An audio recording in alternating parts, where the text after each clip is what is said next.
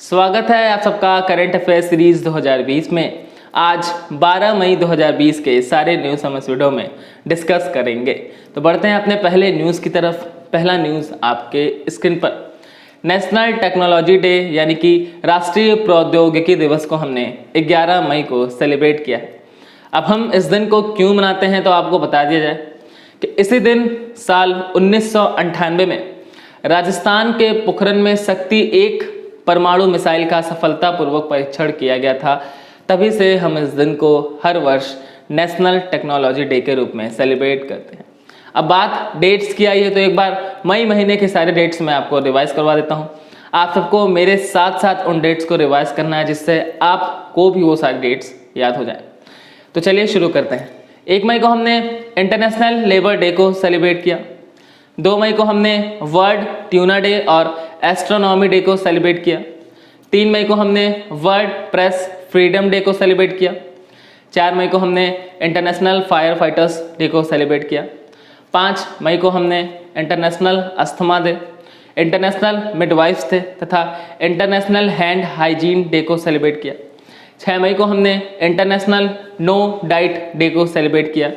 7 मई को हमने बैसाख दिवस और इंटरनेशनल एथलेटिक्स डे को सेलिब्रेट किया। 8 मई को हमने वर्ल्ड रेड क्रॉस डे और वर्ल्ड थैलीसीमिया डे को सेलिब्रेट किया। 9 मई को हमने विश्व प्रवासी पक्षी दिवस यानी कि वर्ल्ड माइग्रेटरी बर्ड डे को सेलिब्रेट किया। 10 मई को हमने मदर्स डे को सेलिब्रेट किया और 11 मई को हमने टेक्नोलॉजी डे को सेलिब्रेट किया। तो आपको जो डेट्स हैं वो ऐसे ही सीक्वेंस में याद होनी चाहिए और मेरी पूरी कोशिश रहती है कि मैं आपको अपने साथ साथ आपको भी याद दिला सकूं। आपको क्या करना रहता है, आपको वीडियोस देखने होते हैं, आपको डेली बेसिस पे एक हैबिट डेवलप करनी है कि आप कोशिश कीजिए कि आप डेली 10 से 15 मिनट का टाइम निकाल के इन करंट अफेयर्स सीरीज़ के वीडियोस को ज़रूर देखा करिए। वीडियोस को लाइक किया करिए और सब्सक्राइब भी किया करिए अगर आप नए स्टूडेंट हैं, क्योंकि उससे क्या होता है, उससे मुझे मोटिवेशन मिलती है कि हाँ मुझे ज़्यादा बच्चे सुन रहे हैं, मुझे ज़्यादा बच्चे देख रहे हैं, बच्चों को समझ में आ रहा है, तो मुझे वीडियोस बनाने में और ज़्यादा मोटिवेशन मिलती है। चलिए हम चलते हैं अगले न्यूज़ की तरफ। अगला न्यूज़ आपके स्क्रीन पर। SBI जनरल इंश्योरेंस ने आरोग्य संजीवनी स्वास्थ्य बीमा पॉलिसी को लॉन्च किया है। इस पॉलिसी के तहत व्यक्ति को 1 लाख रुपए से 5 लाख रुपए तक का हेल्थ इंश्योरेंस कवर प्रोवाइड कराया जाएगा। बात करें SBI की तो इसका फुल फॉर्म है स्टेट बैंक ऑफ इंडिया, आप सभी जानते हैं। इसकी इस्टेब्लिशमेंट 1 जुलाई 1955 को हुई थी, इसीलिए हम 1 जुलाई को SBI डे के रूप में सेलिब्रेट करते हैं। वर्तमान में SBI के प्रेसिडेंट रजनीश कुमार हैं तथा SBI का हेडक्वार्टर मुंबई में इस्टेब्लिश है। चलिए हम चलते हैं अगले न्यूज़ की तरफ। अगला न्यूज़ आपके स्क्रीन पर। सरकार ने कोरोना महामारी में पूर्व हिंद महासागर में 5 देशों की सहायता करने के लिए मिशन सागर को शुरू किया है। अब वो 5 देश कौन कौन है तो मैं उनके नाम आपको बताता हूँ।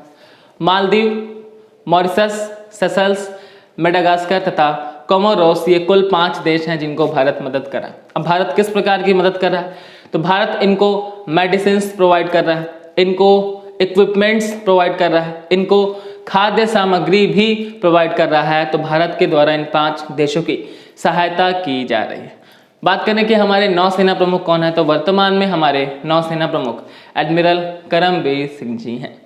चलिए हम चलते हैं अगले न्यूज़ की तरफ। अगला न्यूज़ आपके स्क्रीन पर। इतिहासकार हरिशंकर वासुदेवन जी का निधन हो गया है। इन्होंने इतिहास पर बहुत ही प्रसिद्ध किताबों को लिखा हुआ है और इन्हें भारत और रूस के संबंधों को बढ़ावा देने के लिए भी जाना जाता है। चलिए हम चलते हैं अगले न्यूज़ की तरफ। अगला न्यूज़ आपके सामने।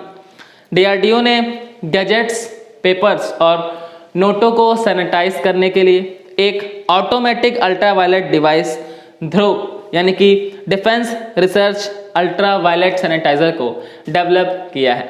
अब ये क्या है मैं आपको इमेज में दिखा दे रहा हूँ, आप इसको देखिए और समझिए।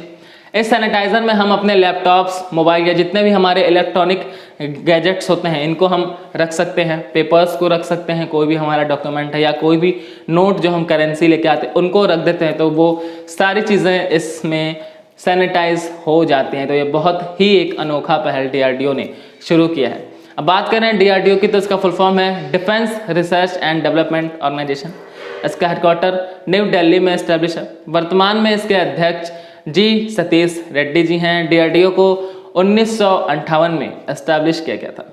चलिए हम चलते हैं अगले न्यूज़ की तरफ। अगला न्यूज़ आपके सामने, नवीन और नवीकरणीय ऊर्जा मंत्रालय यानी ministry of new and renewable energy में सचिव के रूप में इंदु शेखर चतुर्वेदी जी को अपॉइंट किया गया है।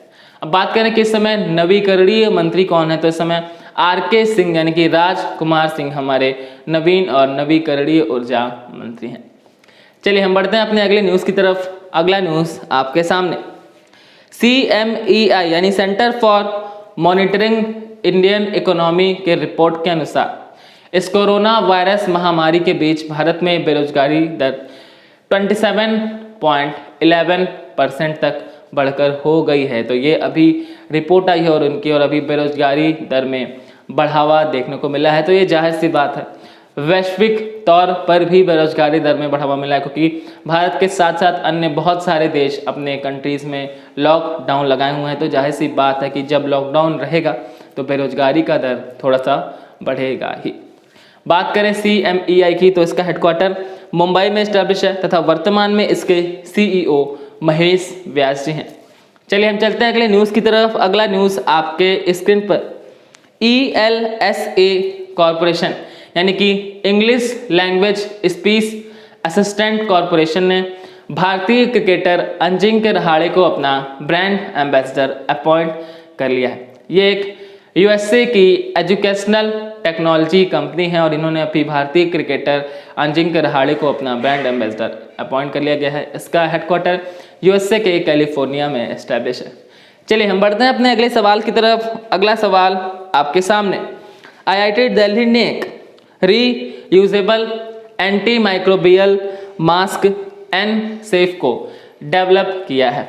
NSafe का फुल फॉर्म है नैनो सेफ सॉल्यूशंस। अब ये एक तरह का मास्क है जिसको 50 बार लगभग धुलने के बाद भी हम रीयूज़ कर सकते हैं। जनरली हम और आप जो मास्क यूज़ कर रहे हैं उसको 1 से 2 बार से धुलने से ज़्यादा यूज़ नहीं करना है। गवर्नमेंट की गाइडलाइन यही है। तो अब इन्होंने एक ऐसा मास्क बना दिया जिसको 50 बार लगभग जब आप लॉन्ड्रिंग कर लेंगे, धुल लेंगे, तब तक इसको यूज़ किया जा सकता है, जिससे कि तब भी इसमें वायरस का खतरा बिल्कुल भी नहीं रहेगा। तो ये अभी IIT दिल्ली ने डेवलप किया है। आपको मैं इमेज में दिखा दे रहा हूँ। चलिए हम चलते हैं अगले प्रश्न की तरफ। अगला प्रश्न आपके सामने, सुप्रीम कोर्ट ने अब सहकारी बैंकों यानी कोऑपरेटिव बैंकों को भी सरफेसी एक्ट 2002 लागू करने का आदेश दे दिया है। अब बहुत सारे लोग सरफेसी एक्ट के बारे में नहीं जान रहे होंगे और ये न्यूज़ उनको नहीं समझ में आ रही होगी। मैं आपको समझा देता हूँ कि आखिर में है क्या। सरफेसी का फुल फॉर्म होता है securitisation and reconstruction of financial assets and enforcement of security interest. इस अधिनियम को 2002 में पारित किया गया था। जब बैंक द्वारा किसी व्यक्ति को लोन दिया जाता है और वो अकाउंट NPA यानी कि नॉन परफॉर्मिंग एसेट्स हो जाता है या तो बैड डेब्ट हो जाता है, तो बैंक द्वारा इस अधिनियम के तहत ही उसकी संपत्ति पर कब्जा किया जा सकता है। सामान्य और सीधे शब्दों में अगर मैं आपको समझाता हूं तो इसको सीधे शब्दों में समझिए कि मान लीजिए कि किसी व्यक्ति ने बैंक से लोन लिया है, ठीक, और वो लोन नहीं दे रहा है, तो जाहिर सी बात है कि जब वो लोन लिया होगा तो उसके बदले में अपनी कोई संपत्ति गिरवी रखा होगा। हो सकता है अपना मकान गिरवी रखा हो सकता है अपनी कार गिरवी रखा हो, कुछ ना कुछ वो गिरवी रखा होगा, तभी बैंक ने उसको लोन दिया। अब वो कह रहा है अगर वो लोन को चुका नहीं रहा है तो बैंक द्वारा, अगर बैंक अदालत जाता है तो उसका बहुत टाइम वेस्ट हो जाता है। तो इसलिए बैंकों को सरफेसी अधिनियम लगाने का एक परमिशन दिया गया है। बैंक सरफेसी एक्ट लगा के उनकी संपत्ति पर कब्जा करके उनको नीलाम कर सकता है। इसे हम बोलते हैं सरफेसी एक्ट। तो जनरली ये अभी सरकारी बैंकों और प्राइवेट बैंकों के पास इसकी अनुमति थी। अब कोऑपरेटिव बैंक्स को भी ये परमिशन दे दी गई है कि आप अपने पैसों को वसूलने के लिए सरफेसी एक्ट लगा सकते हैं। आपको अदालत का दरवाज़ा खटखटाने की ज़रूरत नहीं है। अब इसके आगे 2002 इसलिए लगाया है क्योंकि इसे 2002 में पास किया गया था। चलिए हम चलते हैं अगले न्यूज़ की तरफ। अगला न्यूज़ आपके सामने, इंटरनेशनल हॉकी फेडरेशन के अध्यक्ष नरेंद्र बत्रा का कार्यकाल 2031 तक के लिए बढ़ा दिया गया है। इनका कार्यकाल अभी अक्टूबर 2020 में समाप्त हुआ था और अब इसे 2021 तक के लिए बढ़ा दिया गया है। बात करें कि इंटरनेशनल हॉकी फेडरेशन का हेडक्वार्टर कहाँ है, तो इसका हेडक्वार्टर स्विट्जरलैंड के लुसाने में एस्टेब्लिश है। इंटरनेशनल हॉकी फेडरेशन को 1924 में एस्टेब्लिश किया गया था तथा वर्तमान में इसके सेक्रेटरी जनरल थियरी विल जी हैं।